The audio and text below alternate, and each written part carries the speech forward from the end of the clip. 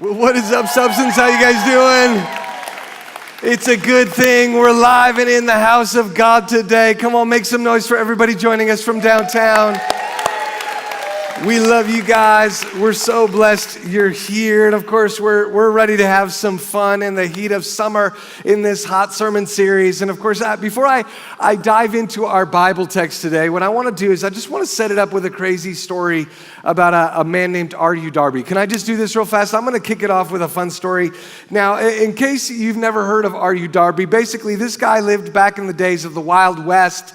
And this is the time when the gold rush was in full swing. And of course, Darby had an uncle who was really into this gold rush idea. He just loved the idea that we could go west and we could discover gold. And of course, he was the first one to get involved in this whole, this whole business. And he went out west to Colorado. And of course, he ended up finding, believe it or not, he ended up finding one of a deposit of gold that was massive by even gold rush standards. So it actually ended up panning out true, literally for him. And of course, very quietly, he wanted to make sure nobody else found this gold that he discovered on this mountain in Colorado. And he traveled back to Maryland and was telling the whole family, listen, you guys, I figured it out. I found it. I found a gold mine. And all we have to do is pool our resources, buy the equipment. The equipment is going to be very expensive, but we'll pay it off very quickly. And then we're going to be rich. And everybody was like, this is incredible.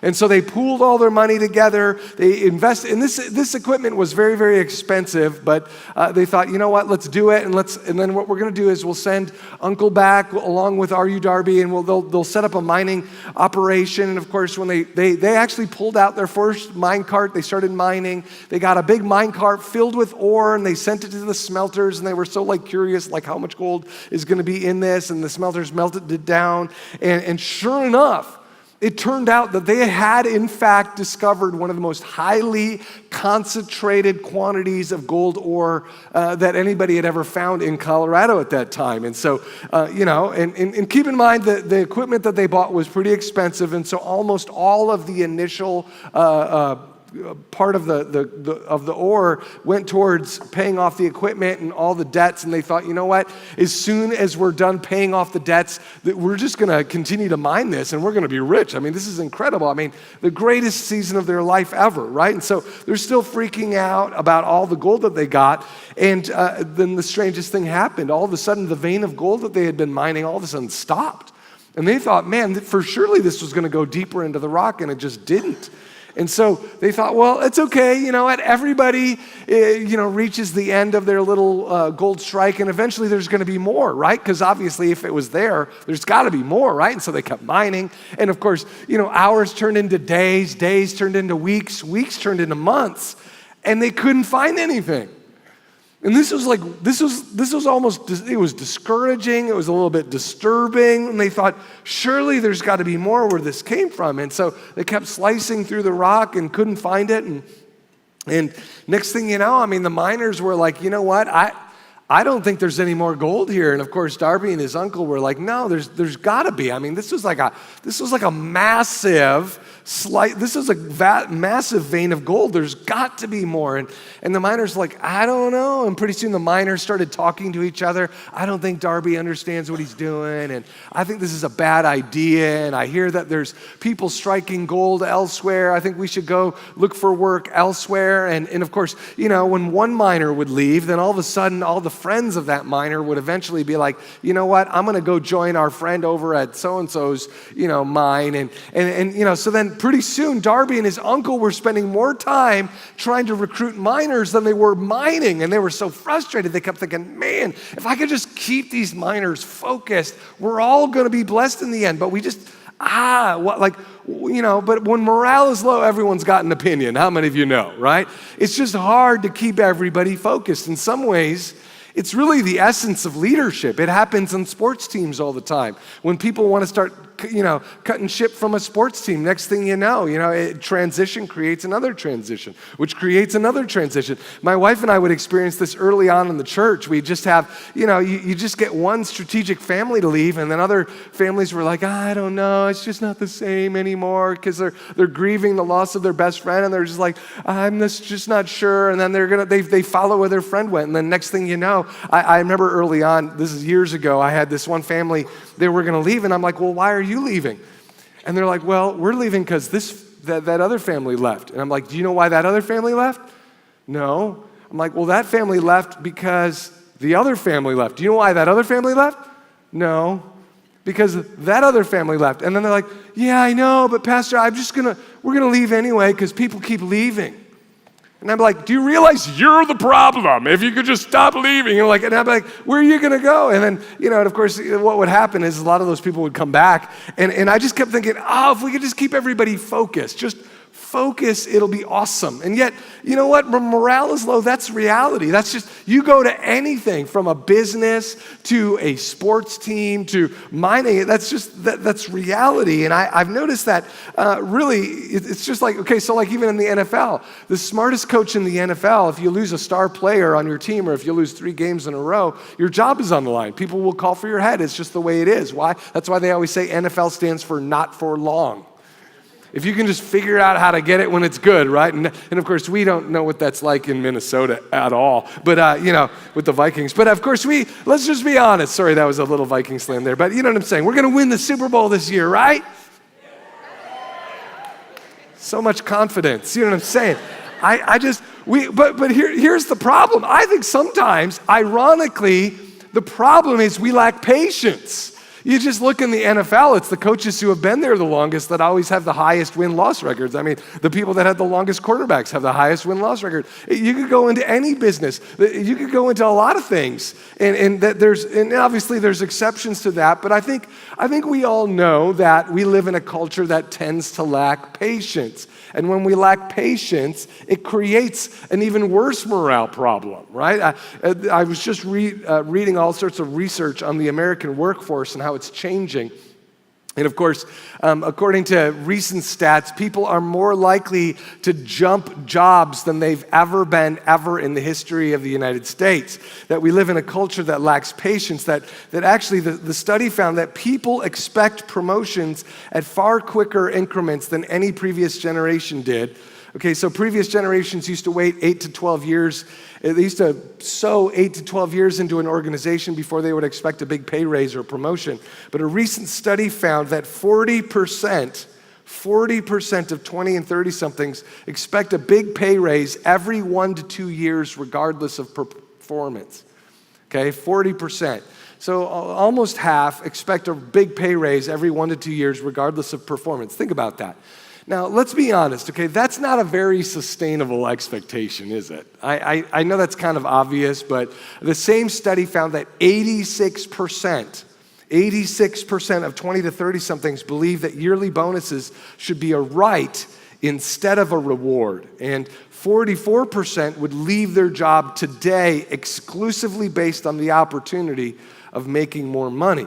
Now, let's be honest, okay? These stats do tend to show that at the very least, we can all concede, you know what? We do live in a culture that's growing increasingly impatient when it comes to results, which is why you can kind of see why coaches get fired at a faster frequency than ever before, just because we want results. We want to see it fast. And yet, let's be honest, great results don't come quickly. I think I've lived enough years on earth to know that, you know what? A great marriage takes time. You got to forge it. You got to spend some time really pouring into this, maintaining it. And then now it's awesome. I can say, after a couple decades with my wife, I can say, now it's really getting fun. But you know what? There were those years where it just was difficult. Or I think even with the church, I keep thinking about all the years that were just so difficult. And yet, I think if we're uprooting ourselves every single time our circumstances and our relationships get uncomfortable, guess what? We're going to be walking away from a lot of gold mines. And unfortunately, that's exactly what happened with Darby and his gold rush. Politics and weariness ended up, just wearing on the group, and they finally became persuaded, you know what? We're a bunch of fools. What are we even doing here in Colorado? It's time to cut our losses, sell our mining equipment to some other fool, and that's exactly what they did. They found a junk dealer, and they pawned it all off for $100. And they made a long trip home in defeat, and of course, everywhere they went in Maryland, people were like, didn't you guys strike it rich? Yeah, we did, but actually, you know what? It was all kind of a big myth. It really didn't do anything. And so interestingly, guess what? Okay, the junk dealer that they sold all their equipment to for pennies on the dollar, He thought, well, gosh, I've got all this equipment. I might as well kind of go up the mountain myself and just take a look, analyze it a little bit more. And guess what? Sure enough, soon after, the junk dealer found a gold vein that ended up turning him into a multi-millionaire in the exact same location where Darby and his uncle had been digging. And he turned into the millionaire, and he ended up getting all the free equipment. And can you imagine the day that Darby was back in Maryland and he found out about this guy becoming a multi-millionaire simply because he stopped, he gave up, and this guy didn't give up. Now, the reason why I'm sharing this story is because I think at some point or another, all of us will fall into a circumstance where we're going to experience something called demonic discontent. Demonic discontent. And the Bible is actually filled with examples of people who had a demonic discontent. They just hit a wall in their lives, a delay in their dreams, and amidst the stress of that moment, they started listening to voices that they shouldn't have been listening to. And we could go all the way back to the Garden of Eden. You got Eve. She can eat from any tree. Adam and Eve, they can eat from any tree in the garden, and yet the voice of the serpent was like, come on, did God really say that? Did God really promise that? God's just afraid that you're going to get jealous and that you're going to end up being like him, and tried to tempt Eve to give up on God's plan and turn into an alternate plan, and they did. 1 Samuel 18, we see another example of this. This evil spirit is whispering into the ears of King Saul. This young man named David is trying to kill you. He's going to kill you. You need to kill him first. Even though David had no interest in killing him. And of course, David proved over and over and over again, Saul, what's your problem? I'm not trying to kill you. And yet, you see, Saul had this demonic discontent. He's listening to the wrong voices. And as a result, things kept getting worse and worse and worse for Saul, where he lost it all. Or in Luke 4, we see the devil coming to Jesus, except this time Jesus didn't fall prey to this. And the devil is like, I will give you all of the kingdoms of the earth. All these things your heavenly Father has promised you, I will give them to you in a shorter period of time. All you got to do is bow down and worship me.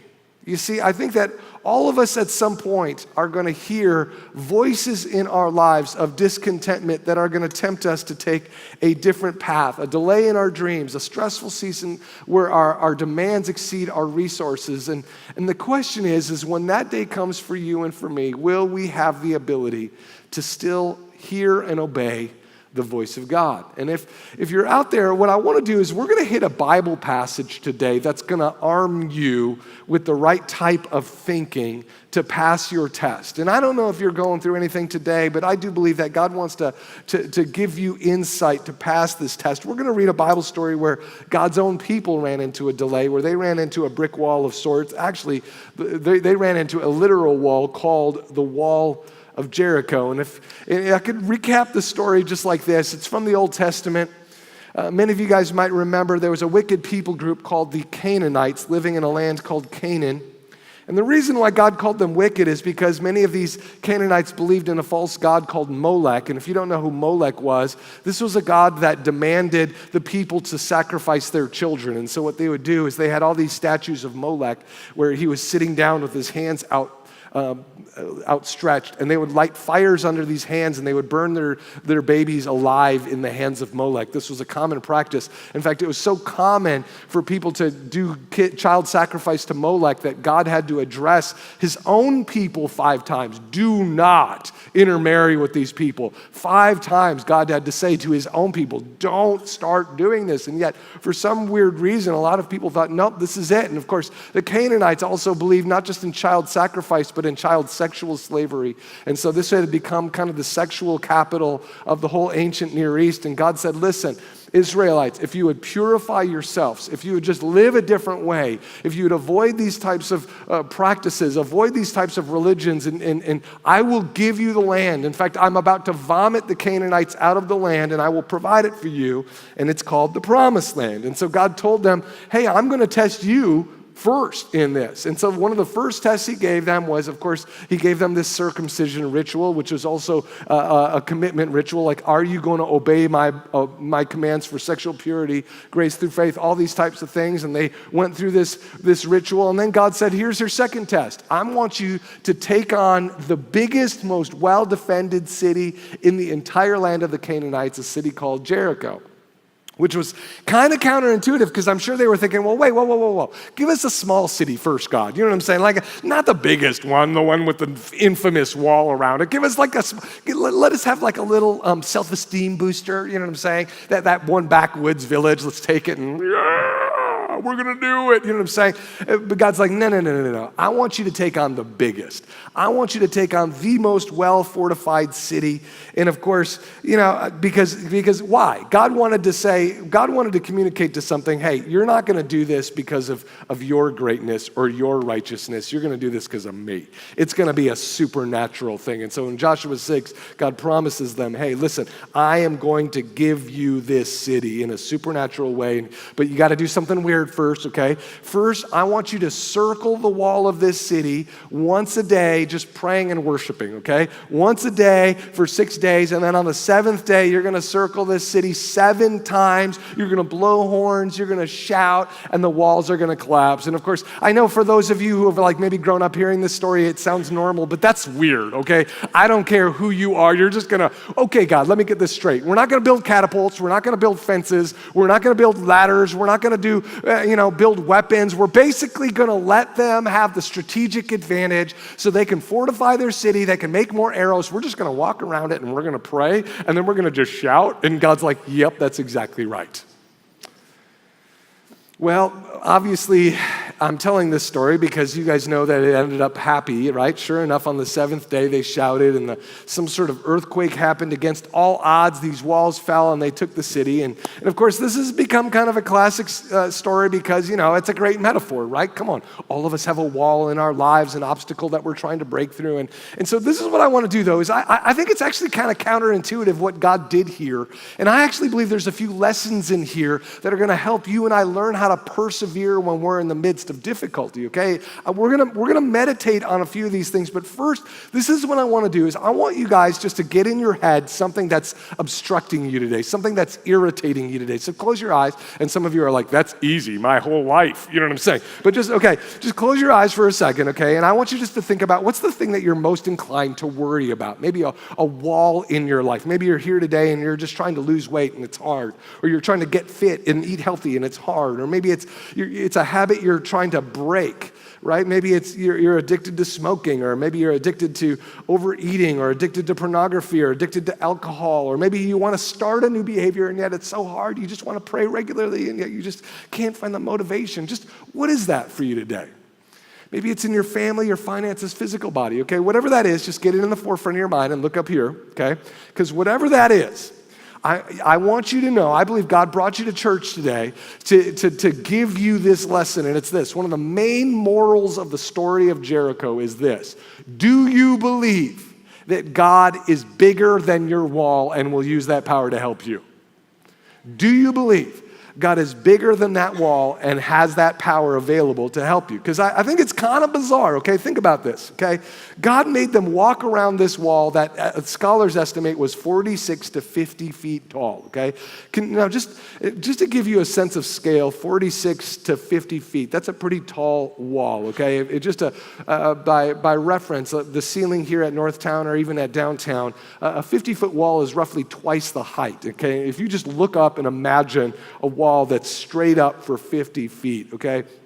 And then, I mean, that's an impossibly high wall. That's intimidating. So why, when I read the story, I thought, why in the world would God intentionally cause them to walk around something that was built to intimidate them? Think about that. I mean, that would be the worst idea. I would say, don't look at the wall. Look the opposite direction. Don't look, because this wall was just, it would just, it's gonna, how are we gonna get up there? You know what I'm saying? Like, how are we gonna do this? I mean, this wall, it was several walls that were built in such a way where there's just, I mean, the sheer enormity of people that would die trying to bust into that wall, that's why it was so intimidating. And you think this is an impossibly high wall, but really I think God was actually wanting them to obsess over the wall.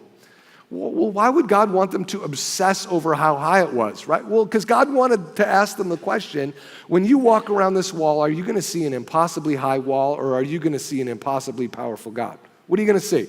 This is go time, church. This is go time, Israelites. You're either going to see an impossibly high wall or an impossibly powerful God. And remember, this was an important question because the previous generation of Israelites, they failed this test, right? They saw the wall. They were like, the spies that went and saw it. They're like, oh my gosh, the people there are like giants, and they got their cities are so fortified. In other words, their focus was all on the wrong things. And so God's like, hey, I'm going to really test you in this. I'm going to force you to obsess over the sight of this wall 7 days straight. Now, I think this is important because I actually think God gives the same test to us, even us now in modern day times. This test called the focus test. And what is the focus test? It's really, again, it's the question, will we see our obstacle or will we see the power of God? And it's in some ways the most fundamental question of faith, no matter what's going on in our lives. What are we seeing? Are we seeing an obstacle or are we seeing an opportunity for God to flex his muscle? And I think, well, and here's the question, well, how do we know if we're failing the focus test? Well, I believe that there's two side effects. Whenever we're failing the focus test, it always results in two things, finger pointing and blame. Finger pointing and blame are the two side effects of failing the focus test, okay? So, for example, you always know that you're failing it when your whole orientation is, my life would be great if, fill in the blank. Whatever you fill in the blank with, that's a sign of a side effect, okay? My life would be great if it wasn't for my boss, if it wasn't for my roommate, if it wasn't for my spouse, if it wasn't for the government. And have you ever noticed that there's certain people that when you talk to them and you're like, hey, how's life? They're like, oh, it's really hard. I'm like, what's up? And then they're like, the problem is always out there. Have you ever talked to a person where no matter what's going on in their life, the problem is always out there? And then you pray with them, and then they have a breakthrough, and then the problem is still out there. Have you ever talked to anybody like that? Are you that person? Come on, just your spouse knows if you're that person. Let's just be honest, okay? I think that there's some people that they're almost more likely to believe in a conspiracy. The whole world is against me, than they are to say, you know what, I don't know, maybe the problem is in here, you see. But why? Why would people even do that? Why? Well, I think about the times in my life where I was going through a rough moment. It's because I like to feed off of people's sympathy. I mean, come on. You know what I'm saying? A little good pity every once in a while. Have you ever had the whose life is worse debate with anybody? Or who had a worse bad day? Well, you think your day is bad. Have you ever done that before? Come on. Not you guys, because I know you guys are always just doing trust falls every morning, and you're just like, every day is awesome, you know what I'm saying? But have you ever had the whose life is worse debate? Have you ever won that debate? Has anybody ever won that? Have you ever just finally said, you finished it, my life today has been worse, and they were just like, you won, you did it.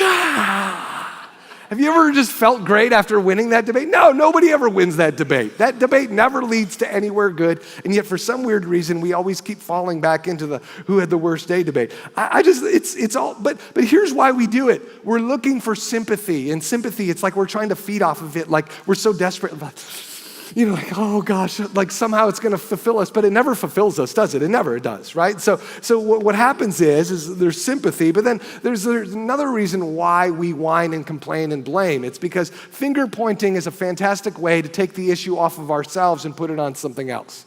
You know what I mean? Because it's intense to focus. For example, okay, when the bills are stacking up, living paycheck to paycheck, where's the problem? Well, it's easier to say, well, my boss isn't paying me enough, or it's easy you could blame the government. Either they're overtaxing us, or they're not supporting the program that would benefit me, or maybe it's my spouse. My spouse is the problem. They won't get they want a part-time job rather than a full-time job, or know what it is? It's my kids. My kids aren't content enough.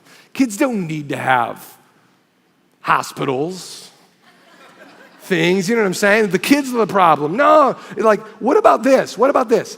You're not a good money manager. You know what I'm saying? You don't want to get a budget. You don't want to actually get accountability for how you spend. Why? See, nobody wants to talk about that, right? Because then if we actually got a budget and accountability, then we'd have to confront the need that while we keep buying snack cakes in bulk, you know what I'm saying?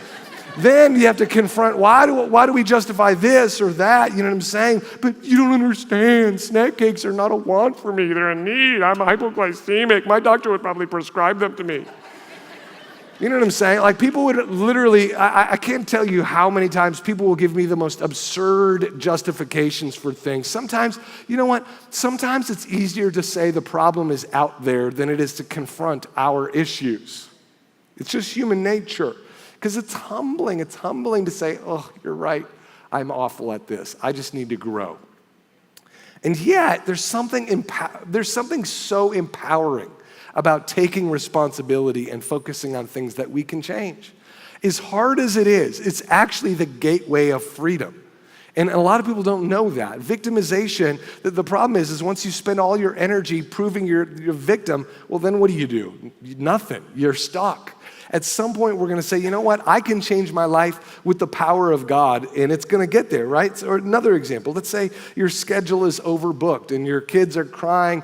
In that moment, it's easier to say, you know what? My job just demands too much from me. Or it's easier to say, my spouse just doesn't do enough around the house. But what about this? I'm a terrible time manager, right? Or I spend too much time on social media. You know what I'm saying? Like, what about that? Like, you see, I believe that when immature people hit a brick wall in life, a discouraging moment, complaining, blaming, and quitting is the unfortunate side effect. And so, which is why when the Israelites first spied out Jericho back when Moses was around, look how they responded in Numbers 14. Just check this out. I'm going to have the Bible up on the screen here. Look how the previous generation flunked, okay? Numbers 14 verse 1 says this.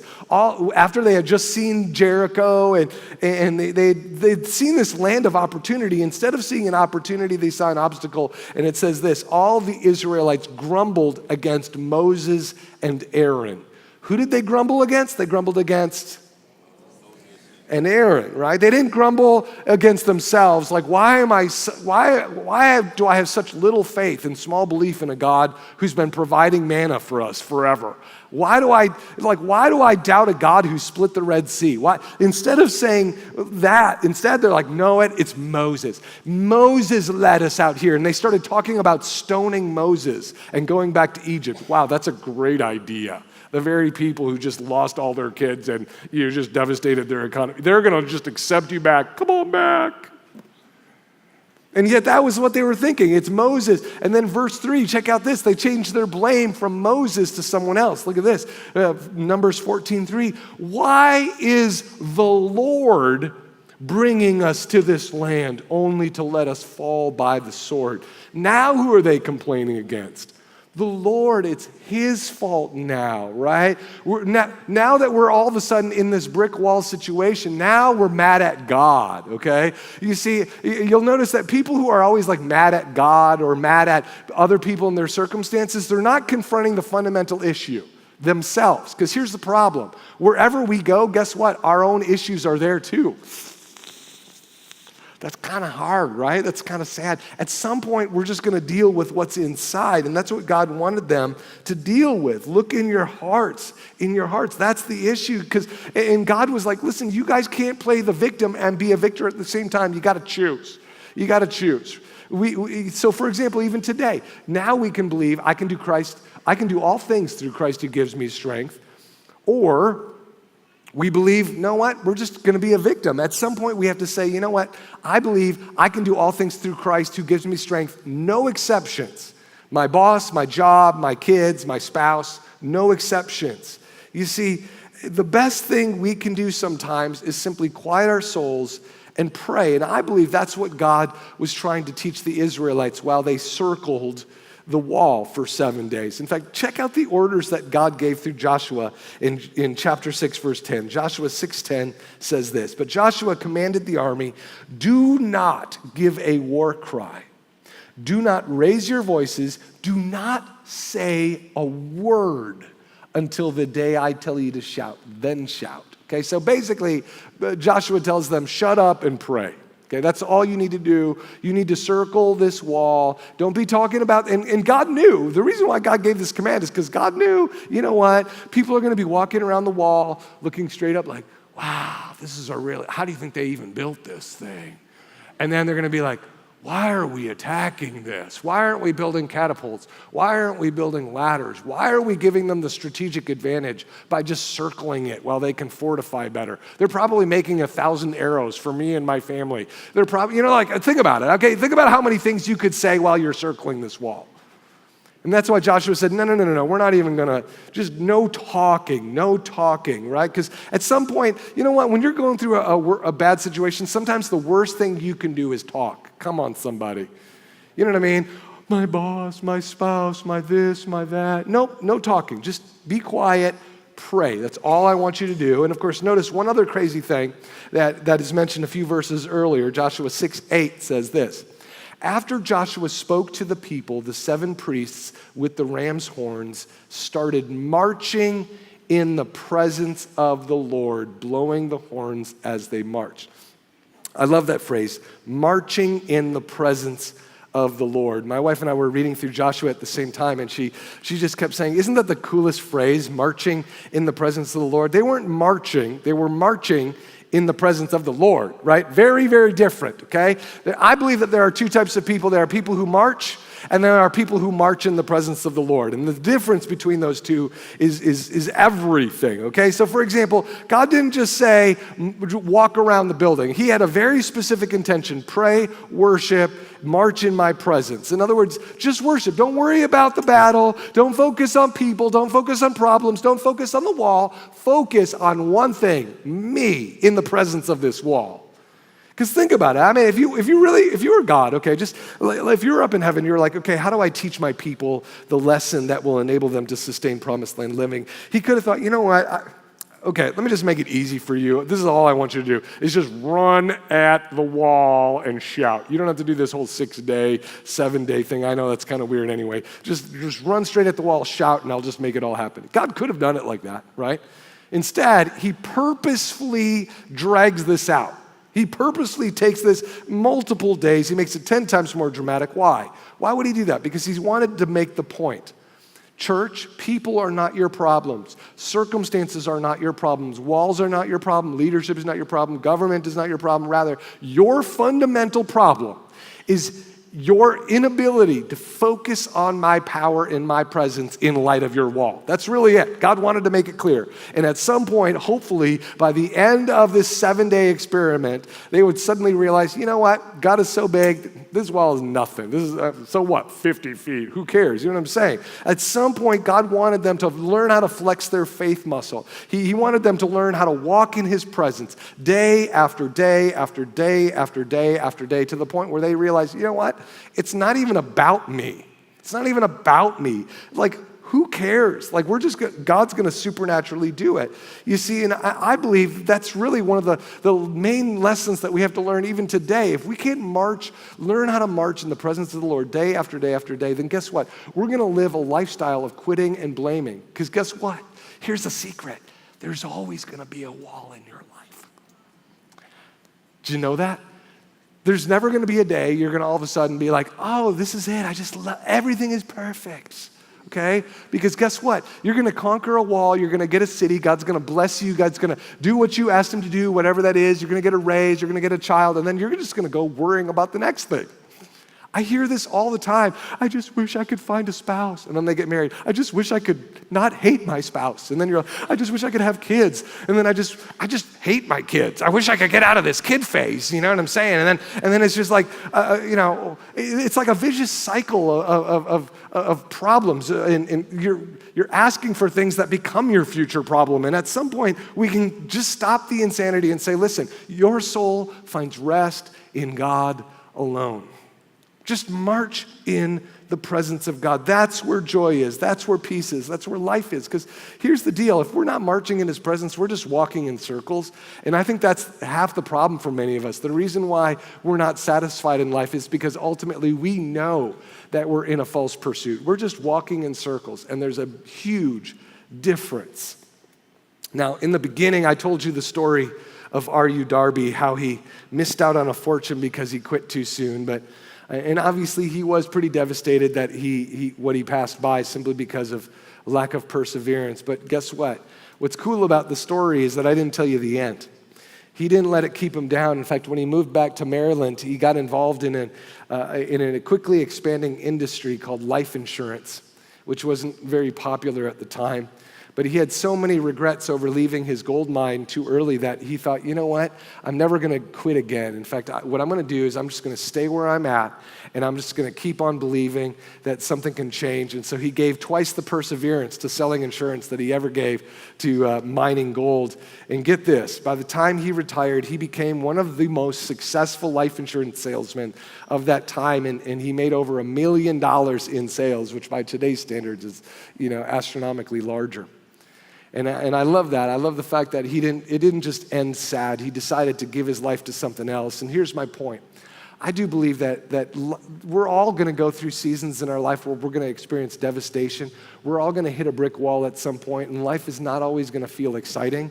And life is filled with circles. That I do know. And there's going to be all sorts of weeks and months where, years even, where your life is just going to feel like a long and tedious march. I'll never forget, even when my wife and I planted this, we thought we didn't have the finances when we planted this church to get a building, and so we had to be a portable church just to save money and keep our overhead costs down.